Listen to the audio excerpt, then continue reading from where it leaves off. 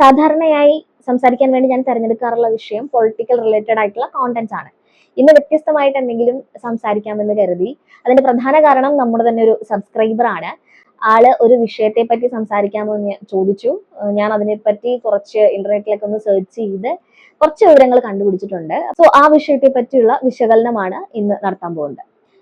സംഭവം ഇതാണ്: ലോകമെമ്പാടുമുള്ള 62 ദശലക്ഷത്തോളം വരുന്ന പുരുഷന്മാർ പങ്കാളികളെ പീഡിപ്പിക്കാൻ പഠിപ്പിക്കുന്ന ഒരു ഓൺലൈൻ റേപ്പ് അക്കാദമിയിൽ അംഗങ്ങളാണെന്നൊരു വാർത്ത കുറച്ച് ദിവസങ്ങൾക്ക് മുൻപ് ഇന്റർനെറ്റിലാകെ വലിയ രീതിയിൽ വൈറലായിരുന്നു. ഇത് ആദ്യം കേൾക്കുമ്പോൾ നമുക്കൊക്കെ തോന്നുക സാധാരണയായിട്ട് ഇന്റർനെറ്റിൽ വൈറലാകുന്ന ഒരു ഗോസിപ്പ് മാത്രമാണെന്നാണ്. പക്ഷേ ഇതങ്ങനെയല്ല. അങ്ങനെ പറയാനും ഒരു പ്രധാന കാരണമുണ്ട്. ലോക പ്രശസ്ത മാധ്യമമായ CNN ഈ ക്ലെയിം ആദ്യമായി പുറത്തു വന്നത്. ഒതന്റിക് ആയ ഒരു മാധ്യമം വഴി വന്ന വാർത്ത ആയതുകൊണ്ട് തന്നെ പലരും അതിനെ ചോദ്യം ചെയ്യാതെ വിശ്വസിക്കുകയും ചെയ്തു.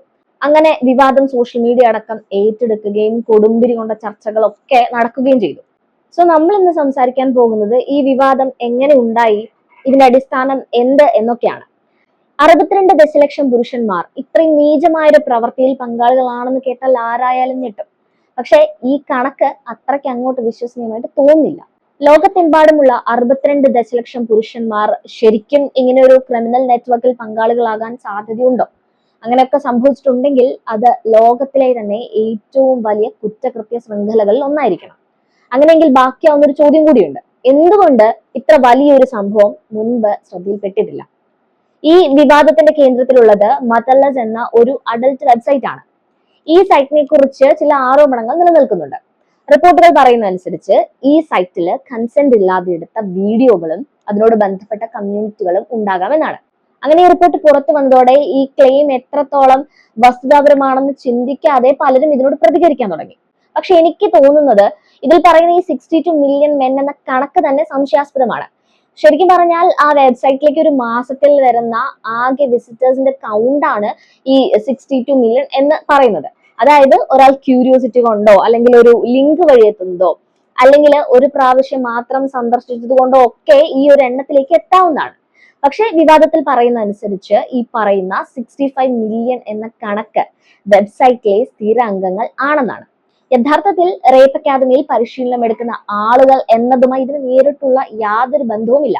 കൂടാതെ റിപ്പോർട്ടുകളിൽ പറയുന്ന മറ്റൊരു കാര്യമാണ് ഒരു ടെലഗ്രാം ലിങ്ക്. ഒരു വീഡിയോയുടെ കമന്റ് സെക്ഷനിൽ ആരോ പങ്കുവച്ച ലിങ്ക് വഴി ഒരു ചെറിയ ഗ്രൂപ്പിലേക്ക് ചിലർ പ്രവേശിച്ചതായി പറയപ്പെടുന്നുണ്ട്. ആ ഗ്രൂപ്പിൽ ഉണ്ടായിരുന്നത് ഏതാനും 100 ആളുകൾ മാത്രമാണ്. എന്നാൽ ഈ ചെറിയ സംഭവത്തെ തന്നെ വളരെ വലുതാക്കി ലോകവ്യാപകമായ ഒരു ക്രിമിനൽ നെറ്റ്വർക്ക് എന്ന രീതിയിൽ അവതരിപ്പിച്ചതോടെയാണ് സംഭവം വിവാദമായത്.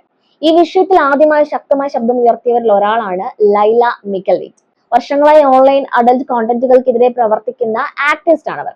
ഇത്തരം പ്ലാറ്റ്ഫോമുകൾ കർശനമായി നിയന്ത്രിക്കുക അല്ലെങ്കിൽ പൂർണ്ണമായി നിരോധിക്കുക എന്നതാണ് കാലങ്ങളായി അവർ ഉയർത്തുന്ന ആവശ്യം.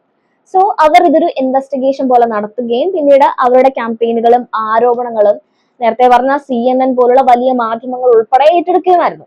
ഇവിടെ സംഭവിച്ചത് ആക്ടിവിസ്റ്റ് പറഞ്ഞ കാര്യം മാധ്യമങ്ങൾ എടുത്തു, പക്ഷെ അതിലെ ഓരോ കണക്കുകളും പെരുപ്പിച്ച് പറഞ്ഞു. വലിയ മാധ്യമങ്ങൾ അടക്കം പറഞ്ഞ വാർത്തയാണെങ്കിലും അത് 100% ശരിയാവില്ല എന്നാണ് ഞാൻ പറഞ്ഞു തന്നത്. ഈ സംഭവത്തിന് പിന്നാലെ ഇന്റർനെറ്റ് നിയമങ്ങൾ വീണ്ടും ചർച്ചയായിട്ടുണ്ട്. പ്രത്യേകിച്ച് അമേരിക്കയിലുള്ള section 230 of the communications decency act എന്ന നിയമം.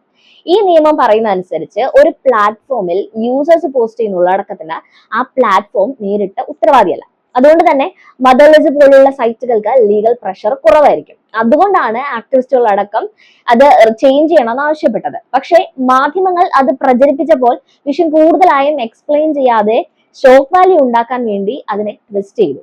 സോ ആളുകൾക്ക് സത്യത്തെക്കാൾ ഉപരി ഭയമാണ് കിട്ടിയത്. ഒരു വെബ്സൈറ്റിലെ വിസിറ്റിംഗ് കൗണ്ട് എടുത്ത് അതിനൊരു ക്രിമിനൽ നെറ്റ്വർക്കായി അവതരിപ്പിക്കുകയാണ് ഇവിടെ ചെയ്തത്. ഇതുകൊണ്ട് മനസ്സിലാക്കേണ്ട പ്രധാന കാര്യം, ഒരു വാർത്ത ഏതെങ്കിലും ഒരു വലിയ മാധ്യമത്തിൽ വന്നതുകൊണ്ട് മാത്രം അത് പൂർണ്ണ സത്യം ആകണമില്ല എന്നതാണ്.